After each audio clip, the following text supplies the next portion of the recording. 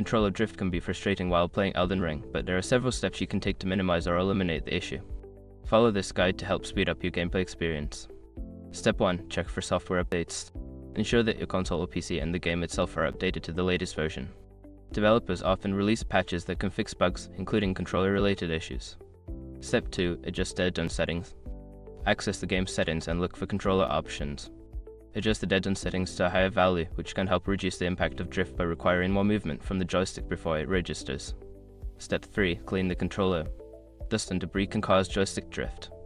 Use a soft cloth and some isopropyl alcohol to gently clean around the joystick.